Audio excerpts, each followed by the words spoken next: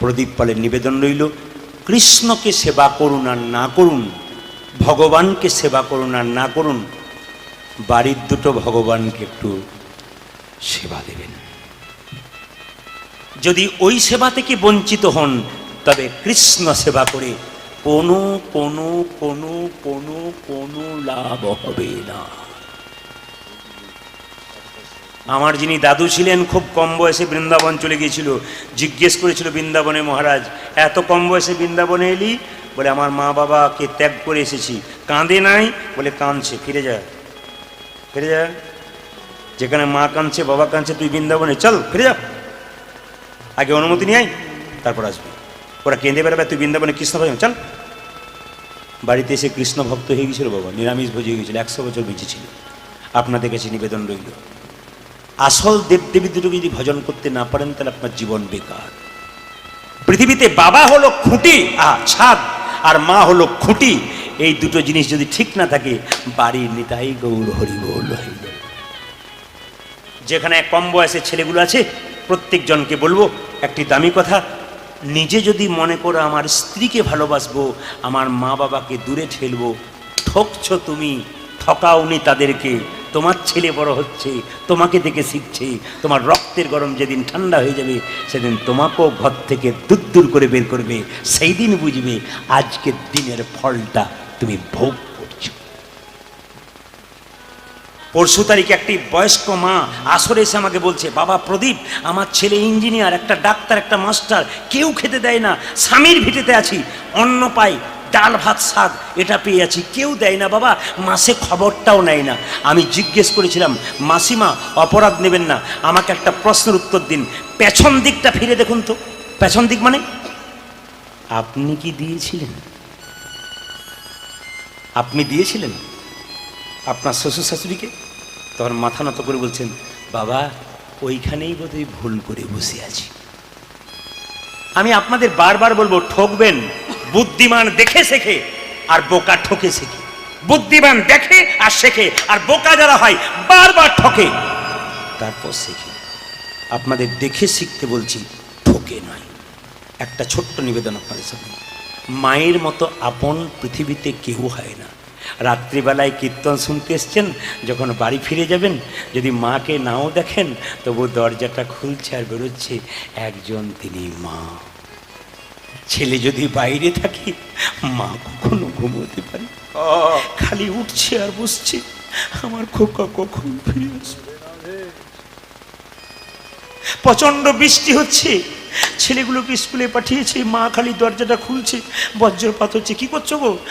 আমার ছেলে দুটো বাইরে আছে, এখনো ফিরলো না, বাজ পড়ছে, জল হচ্ছে, আমার রান্না বান্নাতে মতি নাই, ছেলেগুলোকে নিয়ে এসো। তারপর ছেলে রাস্তায় কাঁদছে, মা বলছে আমার ছেলে কাঁদছে, বাবা বলছে না না ও লোকে। তুমি জানো না আমার সঙ্গে নারীর টান আছে, আমি বুঝতে পারছি আমার খোকা কাঁদছে। মায়ের সঙ্গে তো এরকম সম্পর্ক, আপনার মা যেন না কাঁদে। যদি মা কাঁদে সংসার শেষ, যদি বাবা কাঁদে সংসার শেষ, গাড়ি বাড়ি টাকা পয়সা সব শেষ। ওই জায়গাটাতে আপনি ঠকবেন যদি ঠিক না রাখতে পারেন। কীর্তন যদি শিক্ষার বিষয় হয়, চৈতন্যের বিষয় হয়, মন দিয়ে শ্রবণ করবেন। মেয়েরা দেখবেন বাপের বাড়ি যায় না কখন থেকে বলুন তো? যখন থেকে মা বাবা মারা যায়। অনেক মেয়েরা বসে বসে দরজায় কাঁদে, কি দিদি কি ব্যাপার? বাবার বাড়ি যাওয়ার ইচ্ছা জাগে না। বলে কেন? যারা ছিল তারা তো নাই, আর কার কাছে গিয়ে দাঁড়াবো? আমি আর যাবো না দাদা, আমি আর। বাবার চাইতে মা বয়সে ছোট হতে পারে, কিন্তু মা কর্তব্যে বড়। প্রমাণটা কি বলুন তো? 6 মাস পরে বাবা কাজ থেকে ফিরছে, ছেলে রাস্তায় খেলা করছে, বাপি কোলে নাও কোলে নাও, ধুলোবালি মাখা অবস্থায়। বাবা বলছে চল চল চল চল, আঙুল ধর, চল বাবা চল আমার সঙ্গে চল। কোলে নিচ্ছে না, ধুলোবালিতে ময়লা হয়ে যাবে জামা কাপড়। মা যদি নতুন কাপড় পরে খেতে বসে, আর ছেলে যদি কাদা মেখে মায়ের কোলে ঝাঁপিয়ে পড়ে, বলুন তো মা কি বাচ্চাকে ঠেলতে পারে? যুক্তিগুলো দেখবেন, যদি আমার যুক্তিতে অযুক্তি থাকে আপনারা আঙুল তুলে বলবেন আমার বিচার ভুল হচ্ছে না ঠিক হচ্ছে। লক্ষ্য করুন মায়েরা, মায়ের মতো আপন কেউ হয় না, নিজে খাইয়ে দেয়। সবচাইতে লজ্জার ব্যাপার কি জানেন? একটা মায়ের পেটে একটা বাচ্চা 10 মাস 10 দিন জায়গা হয়, সেই ছেলে বড় হয়ে কলকাতায় ফ্ল্যাট কিনলে মা বাবার একদিনের জন্য জায়গা। হরি বল, হরি বল, হরি বল। কিসের শিক্ষা, কিসের কীর্তন? কীর্তন শুনে কি লাভ হবে যদি ভেতরের পশুত্বটা রয়ে গেল, যদি বিবেক না তৈরি হলো, যদি মনুষ্যত্ব না হলো, তবে কীর্তন শোনা তোমার বেকার হয়ে গেল। আসল জায়গাটাকে ঠিক করুন, তারপর কীর্তন শুনবেন, তার আগে নয়। একটা মায়ের পেটে বাচ্চা থাকলে মায়ের যে কি কষ্ট হয়, মা ছাড়া পৃথিবীতে কেউ জানে না। আমি দেখে নিয়েছি, হসপিটালে গিয়ে একদিন আমার আত্মীয়কে দেখতে গেছি, একটা মেয়ের বাচ্চা হবে। তো আমি জানলা থেকে দেখলাম, আমাদের আত্মীয় বটে, তো সেই মেয়েটা কি করছে, নিঃশ্বাস নিতে পারছে না, অক্সিজেন চালাচ্ছে। ডাক্তারবাবু বাড়ির লোককে ডাকলো, এদিকে আসুন, এদিকে আসুন। বলে কি, প্যাশেন্টের অবস্থা খারাপ, মরে যাবে, বাঁচবে না, আপনি এক কাজ করুন, ছেলে বাঁচতে পারে, মা বাঁচবে না। তখন সঙ্গে সঙ্গে মেয়েটা বলছে ডাক্তারবাবুকে ইশারা করি, ডাক্তারবাবু আমি যদি মরে যাই, মরে যাব, মৃত্যুর আগে আমার খোকাকে একবার দেখতে পাবো তো। আচ্ছা বলুন তো, পৃথিবীতে এত বড় কথা কে বলতে পারে? মা মৃত্যুর সঙ্গে লড়াই করছে, তবু সন্তানের কথা বলে নাই। আপনি যদি মনুষ্যত্ব বোধ থাকে, তবে আপনি মা বাবাকে কাঁদাবেন না। যদি মনুষ্যত্ব বোধ থাকে, আপনি নেতাই গৌরব করবেন। মনুষ্যবোধ থাকলে, মনুষ্যত্ববোধ থাকলে আপনি কাঁদাবেন না। এই ছোট্ট প্রমাণটা দেখে নিন আপনারা, যে যেখানে বসে আছেন। মায়ের মতো আপন কেউ হয় না। ছেলে যখন ছোট থাকে, মা তখন কাঁদে, ছেলে খায় না বলে। আর ছেলে যখন বড় হয়, মা তখন কাঁদে, ছেলে ভাত দেয় না বলে। দেখবেন, আপনার লক্ষ্য করবেন, এইদিকে তাকান, এইদিকে আপনি তাকাবেন, এইদিকে মন দিয়ে শুনুন। মায়ের মতো আপন কেউ হয় না, প্রমাণটা দিয়ে দিই আপনাদেরকে। দেখবেন, আপনি যখন কাজে যাচ্ছেন, দাদা ভাই, আপনার স্ত্রী বলছে এক থলে হাট এনো, মেয়ে বলছে মোবাইলটা এনো, ছেলে বলছে ঘড়িটা এনো, একজন দরজায় দাঁড়িয়ে বলছে খোকা সাবধানে যাস, আর সময় মতো খাবারটা খেয়েছিস।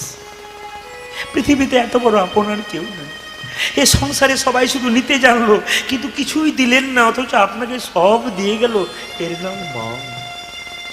যার মধ্যে কোনো দ্বিভাগ নাই, কোনো মধ্যে বিভেদ নাই, সন্তানকে কেন আপনি, মায়েরা কেন আপনারা, বাচ্চা ছেলে অপেক্ষা করে থাকে দুটো ডাল ভাত খাবার জন্য আপনার কাছে, একজন বৃদ্ধা সে অপেক্ষা করে থাকে দুটো ডাল ভাত খাবার জন্য। যদি দুটো ডাল ভাত দিতে পারলেন না, আপনি মা হলেন কি করে? আপনাকে মা নামে ডাকা উচিত নয়, আপনার নামটা তো মা নামের পাশে ব্র্যাকেটে রাক্ষসী দেওয়া উচিত। যে গাছ থেকে ফলটা ধরলো, যে ফলটা নিয়ে আনন্দ করছেন, সেই গাছটার পুজো না করে ফলটাকে নিয়ে পুজো করলেন, লাভ কি হলো আপনার?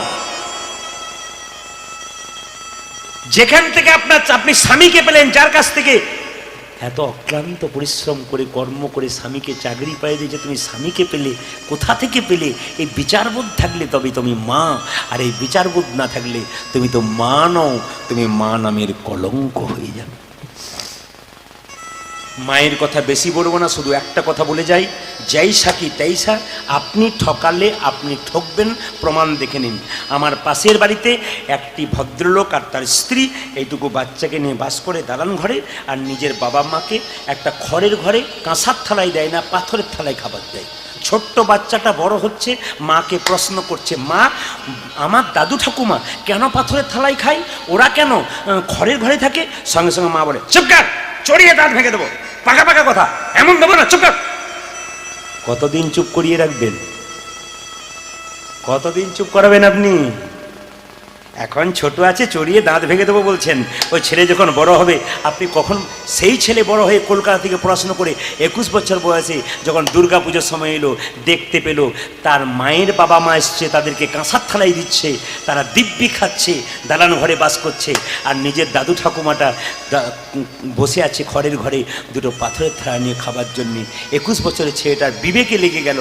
সে যখন বলল, দাদু ঠাকুমা তোমরা কেন খড়ের ঘরে থাকো, কেন কাঁসার থালায় খাও না পাথরের থালায় খাও? দাদু খুব চালাক, সে দেখলো ঝগড়া হবে, বললো, দাদু ভাই আমরা পুরনো মানুষ তো, তাই ওই পুরনো ঘরে বাস করতে ভালোবাসি, আর ওই পাথরের থালায় খেতে কোনো ব্যাপার নেই, কোনো অসুবিধা নেই। চুপ করো দাদু, আমার 21 বছর বয়স হয়েছে, আমাকে কেউ দাবাতে পারবে না, চুপ করাতে পারবে না, প্রশ্নের উত্তর দাও, একবার ফাঁকি দেবার চেষ্টা করবে না। খড়ের ঘরে বাস করতে ভালো লাগে তোমার? জল পড়ছে একদিকে, তুমি একদিকে শুয়ে আছো, তোমার ভালো লাগছে? তুমি পাথরের থালায় খাচ্ছ, থালাটা ফেটে গেছে, তোমার ভালো লাগছে? চুপ করো তুমি, পাথরের থালা দুটো আমাকে দাও। পাথরের থালা দুটো নিয়ে রেখে দিল। তার মা এসে বললো, খাবার কই? থালা দেবো। থালা দেন, খাবার দেবো। ছেলে বললো, না নাই। বলে কেন? কাঁসার থালায় দাও। বলে কেন দেবো? তোমার বাবা মা যখন এসেছিল তখন কাঁসার থালায় দিচ্ছিলে, এই দাদুর হুকুমাকে কেন দেবে না? ওইগুলো কই? ওইগুলোতে দাও। মা বলছে না, ওগুলো নেই, আমি রেখে দিয়েছি। চুপ করো মা, উত্তর দিতে হবে তোমাকে। ছোট ছিলাম তখন তুমি আমাকে দাবি রেখেছো, আজ তুমি দাবি রাখবে না। আমি বড় হব, তুমি বুড়ো হবে, শাসন করব তোমাকে, তুমি যদি ঠিক জায়গায় না পৌঁছতে পারো। আমি মা হয়েছি, মা যদি মায়ের মতো না হয় সেই মাকে প্রত্যাখ্যান করা যায়। যেমন ভরত 14 বছর ধরে কৈকেয়ীকে মা বলে নাই, রামকে ত্যাগ করিয়েছিল। বাবা যদি বাবার মতো না হয় সেই বাবাকে ত্যাগ করা যায়। করেছিল কে? ভক্ত প্রহ্লাদ। কাকে? হিরণ্যকশিপুকে। গুরু যদি গুরুর মতো না হয় সেই গুরুকে ত্যাগ করা যায়। কে ত্যাগ করেছিল? বলি রাজা ত্যাগ করেছিল। কাকে? শুক্রাচার্যকে।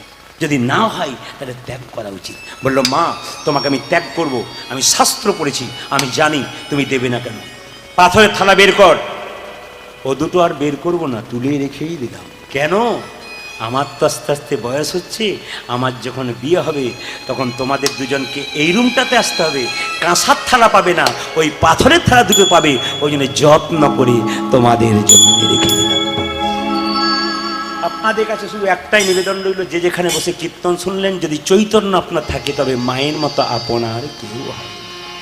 তুমি যে মা সবে থেকে যাবো মা, তুমি যে মা সবে থেকে যাবো মা, তুমি যে মা সবে থেকে যাবো। মনকে এক মন করে ভগবানকে ডাকবেন, দেখবেন কৃপা তার হবে। আমাকে একজন বলেছেন এখানে, আমি সেই জন্য এই গানটা গাইতে গাইতে একটি মনে পড়ে গেল বলেছি। একজন ভক্ত বললেন যে জপ করতে শেখান মানুষকে। একজন বাসাতে আমাকে, উনি আমাকে গান করান, হুগলি জেলাতেই বাড়ি। ওনার বাড়িতে দুবার গান করে এসেছি, আবার বাইনা ছিল, আমি লকডাউনে যেতে পারিনি। কিন্তু উনি আমাকে বললেন জপ করতে শেখান।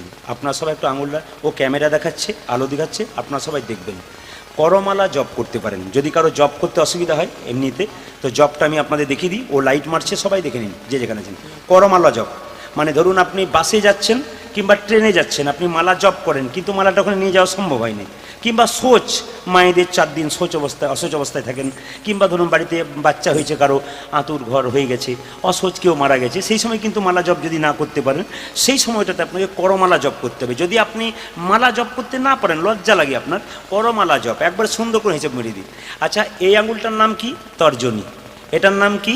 মধ্যমা। সবাই শিখে নিন। কিন্তু একজন আমাকে জিজ্ঞেস করছে, প্রদীপবাবু মন খুব চঞ্চল, কি করলে ভালো হয় বলুন তো? বললাম তুমি সন্ধ্যেবেলায় চোখ মুজে ধ্যান করো, দেখবে তুমি ভগবানের কৃপা পেয়ে যাবে। বলছে ওটা করে দেখেছি, হয় নাই। বলে কেন? যখনই চোখ মুজে ধ্যান করি তখন ঘুম চলে আসে। ঘুম চলে আসে? বলে হ্যাঁ ঘুম চলে আসে। তাহলে এক কাজ করো, করমালা জপ করো। করমালা জপটা শুনে নিন। সবাই ক্যামেরার দিকে তাকান, ও ক্যামেরা দেখাচ্ছে, এটা লাইভ হচ্ছে, এটা সব জায়গাতে দেখতে পাবে, আপনারা সবাই লক্ষ্য করুন। এই আঙুলটার নাম কি? তর্জনী। আমার বয়স্ক বৈষ্ণব বাবাদের জন্য বলেন, এটা কিন্তু বৈষ্ণবী যদি বললাম, শাক্ত দিনে বললাম না, বৈষ্ণব যারা মন্ত্র নিয়েছেন, কৃষ্ণ মন্ত্র, তাদের জন্য। এই আঙুলটার নাম তর্জনী। এটার নাম কি? মধ্যমা। এটার নাম কি? অনামিকা। এটার নাম কি? কনিষ্ঠা। আচ্ছা, গুরু মন্ত্র যখন জপ করেন তখন কোন আঙুল থেকে শুরু হয়? এই অনামিকা আঙুল থেকে। কেন? এটা ভগবান বিষ্ণুর আঙুল। এই আঙুলটা কিন্তু ভগবান বিষ্ণুর আঙুল, এই জন্য এই জায়গা থেকে ব্যবহার করে। দেখুন, এই 4টে আঙুলটার নাম হচ্ছে, মন দিয়ে শুনুন, এই 4টে আঙুলের নাম হচ্ছে দেবতীর্থ। ভালো করে শুনবেন, এই 4টে আঙুলকে কি বলা হয়? দেবতীর্থ।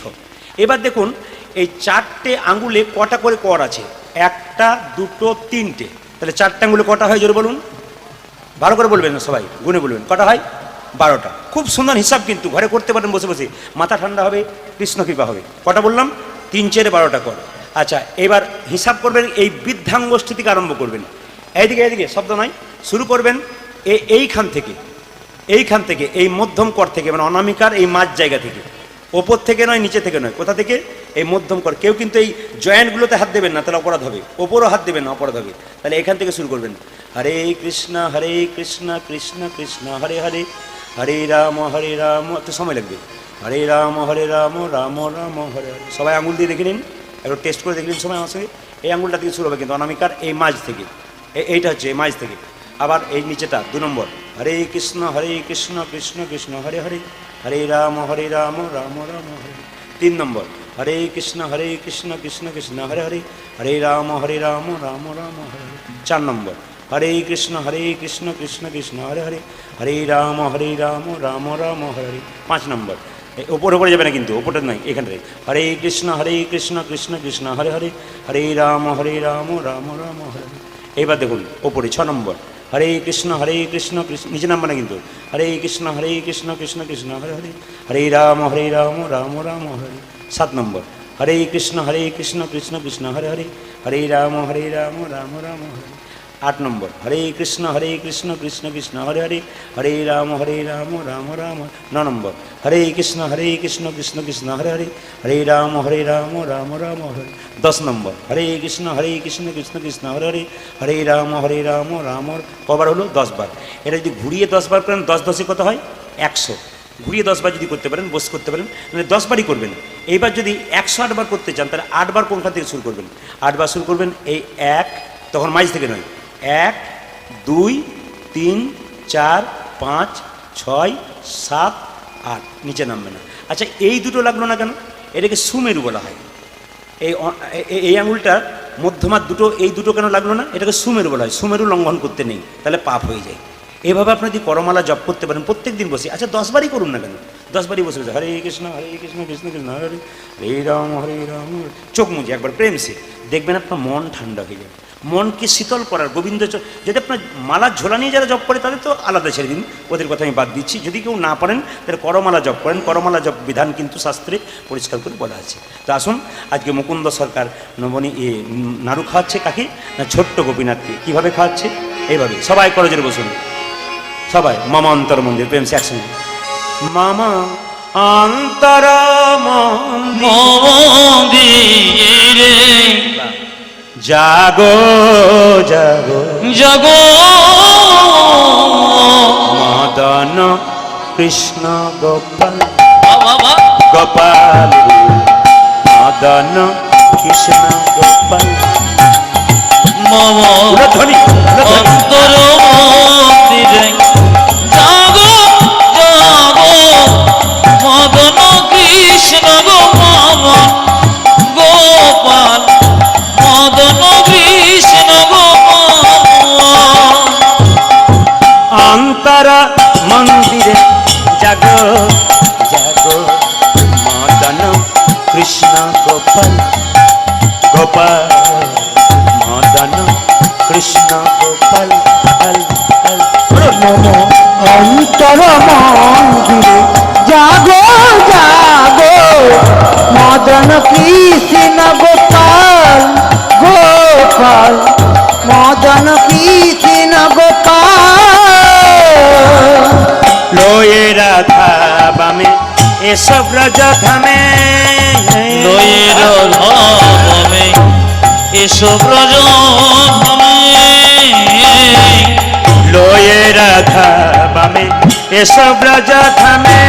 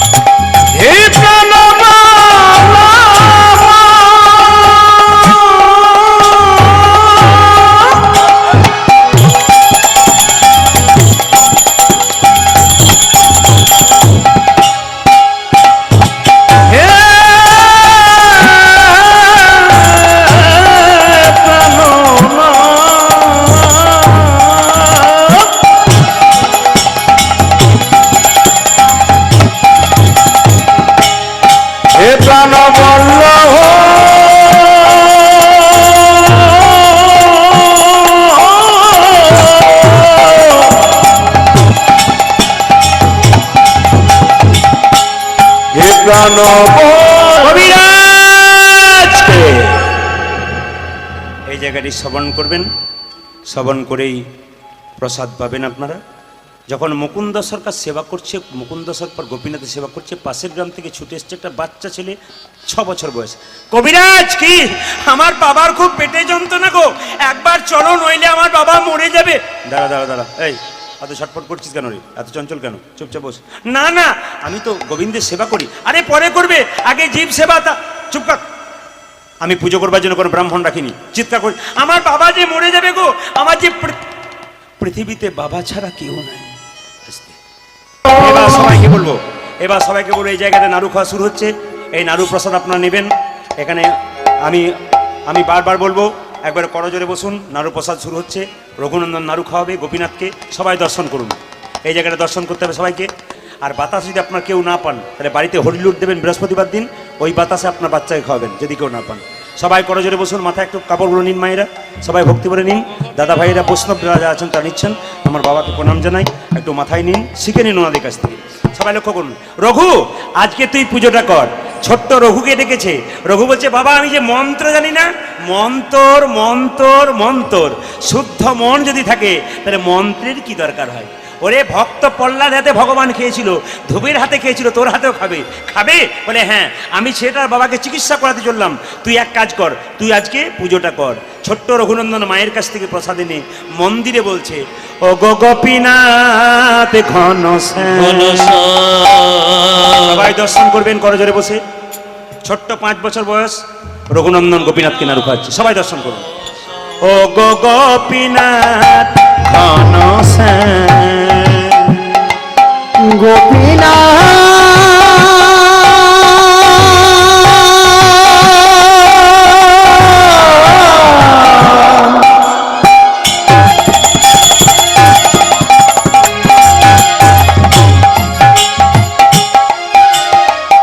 আপনারাও ভগবানের সেবা করেন।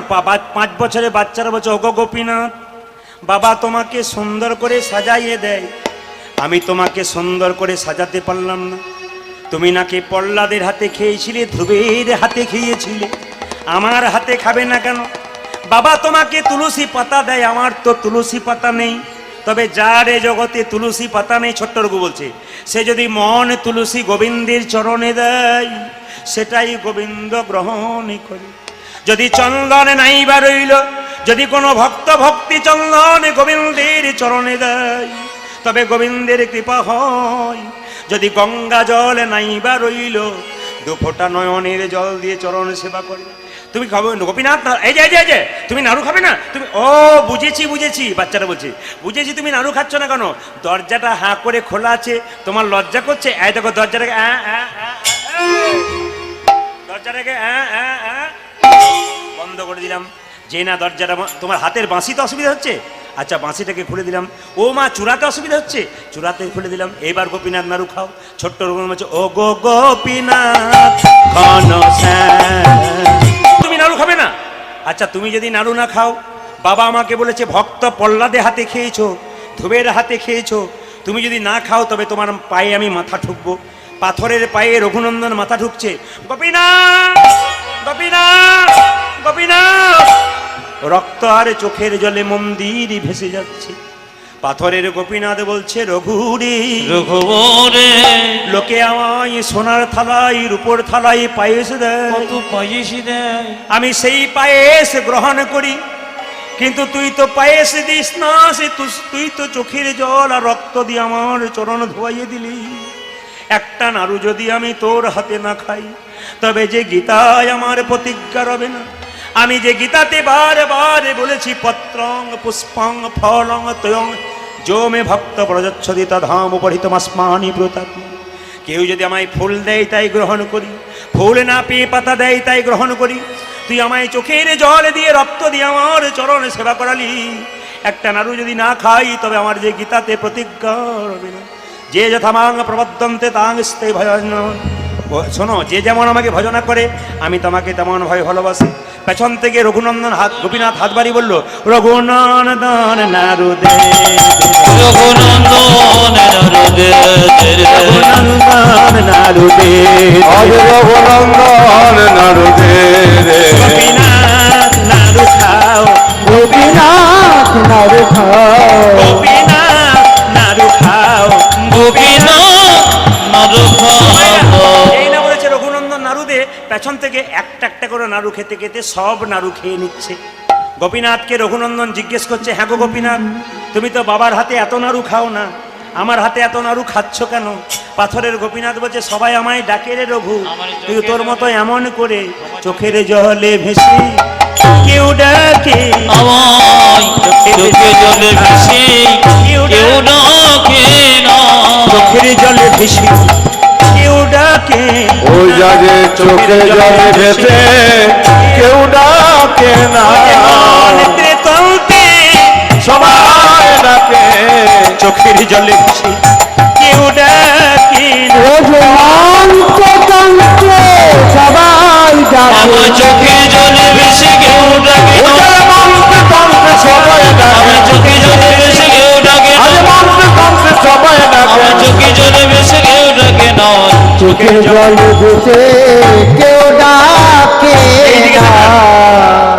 সব নাড়ু, এইদিকে তাকাবেন, সব নাড়ু পাথরের গোপীনাথ খেলো, একটা নাড়ু হাতে নিল। রঘুনন্দন বলছে ওটা আমায় দাও, প্রসাদ করবো। বাবা বকাবকি করবে। রঘুনন্দনকে গোপীনাথ বলছে ওরে রঘু রে, ভক্ত যদি ভগবানকে খাওয়ায়, ভগবান কি ভক্তকে না খাওয়াইয়ে কোনোদিনই থাকে? বলছে হাজার হাজার সাপের মধ্যে একটা সাপের মাথায় মণি হয়, আর যে সাপের মাথায় মণি হয় তাকে খাবার জোগাড় করতে হয় না। অন্ধকারে বসে মণির আলোতে পোকামাকড় আসে বসে বসে খায়। কোনো ভক্ত যদি হৃদয়ে মাঝে ভগবান রূপ মণিকে আনতে পারে, তবে তার আর অভাবে থাকে না, ভগবান নিজেই খাইয়ে দেয়। রঘুনন্দন গোপীনাথ রঘুনন্দনকে বললো নাড়ু খা, নাড়ু খা, জোর করে খাইয়ে দিল। তখন বললো এখন যে থালাটা ফাঁকা হয়ে গেলে কি করব? তোর মায়ের কাছে যা, নিয়ে প্রসাদ করবি, থালাতে করে নাড়ু নিয়ে আয়। ছোট্ট রঘুনন্দন মায়ের কাছে কি বললো, তোর মায়ের কাছে কি নাড়ু আন। যখনই নাড়ু আনতে গেছে মায়েরা, মা তখন বলে হ্যাঁ রে, এতক্ষণ ধরে পুজো করলি, থালাতে কই? বাবা এই মা আজকে সব নাড়ু গোপীনাথ খেয়েছে। গোপীনাথ খেয়েছে না ছাই, তুই খেয়ে নিয়েছিস। বাবা তোকে বকাবকি করবে। এটাকে এক থালা নাড়ু দিচ্ছি, এই নাড়ুটা নিয়ে মন্দিরে যা। যেই না ভেতর থেকে এক থালা নাড়ু নিয়ে মন্দিরে ঢুকতে যাচ্ছে, পেছন দরজা থেকে বাবা চিকিৎসা করে ঢুকছে। আসে মুকুন্দ দাস কহে বালকের পাশ। হরে আসে মুকুন্দ দাস কহে বালকের পাশ। সেই সকালবেলায় চিকিৎসা করতে গেছে, এখনো পুজো করিসনি? বাবা বিশ্বাস করো, সকালবেলাতেই পুজো করেছিলাম। আজকে গোপীনাথ সব নাড়ু খেয়ে নিয়েছে। বাবা মাথায় হাত দিয়ে বলো হাই রে, আমার একটি মাত্র ছেলে সেটাও মিথ্যেবাদী হয়ে গেল। গোপীনাথ কখনো নাড়ু খায়? তুমি তো আমাকে বললে প্রহ্লাদের হাতে খায়, ধুবের হাতে খায়, আমার হাতে খাবে না কেন? বলছে তুই দেখাতে পারবি? বলে হ্যাঁ দেখাতে পারবো। এইদিকে তাকাবেন। বাবা দরজার বাইরে দাঁড়িয়ে রইল, আর ভেতরে ছোট্ট রঘুনন্দন বলছে গোপীনাথ নাড়ু খাও, নাড়ু খাও। যদি নাড়ু না খাও তবে বাবার কাছে মিথ্যেবাদী প্রমাণ হয়ে যাবো। যেই না গোপীনাথ নাড়ু খাও, নাড়ু খাও বলছে, রঘুনন্দন বলছে, কিন্তু পাথরে গোপীনাথ নাড়ু খাচ্ছে না। রঘুনন্দন বলছে এতক্ষণ আগে খেলে এখন খেলে না, দাও দেখাচ্ছি মজা। তোমার গলাতে যে উন্নিটা আছে না, ওই উন্নিটাকে নিয়ে আমি ফাঁস দিয়ে আত্মহত্যা করতে যাব। যেই না গোপীনাথের গলা থেকে উন্নি নিয়ে আত্মহত্যা করতে যাচ্ছে ফাঁস দিয়ে গলায়, পাথরের গোপীনাথ মনে মনে ভাবছে রঘুরে, আমার মন্দিরে কেউ যদি আত্মহত্যা করে তবে আমাকে বিপদ বারণ মধুসূদনে কেউ বলবে না, কেউ বলবে না। ভক্তের ভগবান কেউ বলবে না। পেছন থেকে হাত বাড়িয়ে বলল রঘুনন্দন নাড়ু দে, রঘুনন্দন নাড়ু দে, রঘুনন্দন নাড়ু দে। বলেছে গোপীনাথ নাড়ু খাও, নাড়ু খাও। বাবা তখন জোর করে ঢুকে কে কে কে কে কে কে কে বললো। যেই না ঢুকেছে দেখলো অর্ধেকটা পাথরের নাড়ু হয়ে গেছে, মানে অর্ধেকটা খেয়েছে, অর্ধেকটা পাথরের হয়ে গেছে। সঙ্গে সঙ্গে বললো এই যে। রঘুনন্দন বলছে হ্যাঁ গো বাবা, তুমি কি দেখতে পাচ্ছ? মুকুন্দ বলছে আমি দেখতে পাচ্ছি অর্ধেকটা পাথরের নাড়ু। যেই না বলছে অর্ধেকটা পাথরের নাড়ু, আমি দেখতে পাচ্ছি আসল নাড়ু। রঘু বলছে বাবা, বাবা তুমি কি দেখছো? বললাম তো আমি পাথরের নাড়ু দেখছি। গোপীনাথকে রঘুনন্দন কেঁদে কেঁদে বলে হ্যাঁ গো গোপীনাথ, বাবা দেখছে পাথরের নাড়ু, আমি দেখছি আসল নাড়ু কেন? গোপীনাথ তখন কেঁদে কেঁদে বলে রঘুরে, এই জগতে মানুষের যখন জন্ম হয় দুটো চোখ হয়, একটা ডান চোখ একটা বাম চোখ। গুরুদেবের কাছে মন্ত্র নিয়ে আর একটা নতুন চোখ হয়, ওই চোখটার নাম জ্ঞান চক্ষু। তোর যে জ্ঞান চক্ষুর উদয় হয়েছে তোর বাবার এখনো হয় নাই। এক কাজ কর, এক ট্রাক বালিতে যদি এক হাত চিনি ছুঁড়ে দেওয়া যায়, চিনি আর বালি যদি একসঙ্গে মিশিয়ে দেওয়া যায়, চিনিকে কি কেউ পারে চিনিতে এক ট্রাক বালিতে? যারা পিপিলিকা হয় তারা চিনতে পারে, পিপিলিকার মতো কৃষ্ণ ভক্ত যারা গৌরের ভাব বুঝতে পারে। তাই সঙ্গে সঙ্গে ছোট্ট রঘুনন্দন বলল এখন আমি কি করব? ওই যে তোর হাতটা তোর বাবার মাথায় দে, দেখতে পাবি আমার গোপীনা আমি নাড়ু খাচ্ছি। তাই পিতার পুণ্যে পুত্রের উদয় হয়। ছোট্ট রঘুনন্দন বাবার মাথায় হাত দিয়েছে, আর কি দেখছে? অদ্যপি খণ্ডপুরে অর্ধনাড়ু আছে পারে, অদ্যপি খণ্ডপুরে অর্ধনাড়ু আছে পরে, অদ্যপি খণ্ডপুরে অর্ধনাড়ু আছে পারে, খণ্ডপুরে অর্ধনাড়ু আছে পারে। দেখে যত ভক্তগণ জনে জন, দেখে যত ভক্তগণ জনে জানে, দেখে যত ভক্তগণ জনে জন, আজ থেকে যত ভক্তগণ জানে জানে। বজ্র মদন যেই শিরঘুনন্দন সেই দেশের মতন আগে শিরোগুণন্দন আছে। উদ্ধব দাসর সভনে ভনে, উদ্ধব দাসর সভনে ভনে, উদ্ধব দাসর সভনে ভনে, উত্তম দশরথ বনে বনে। মিলন হলো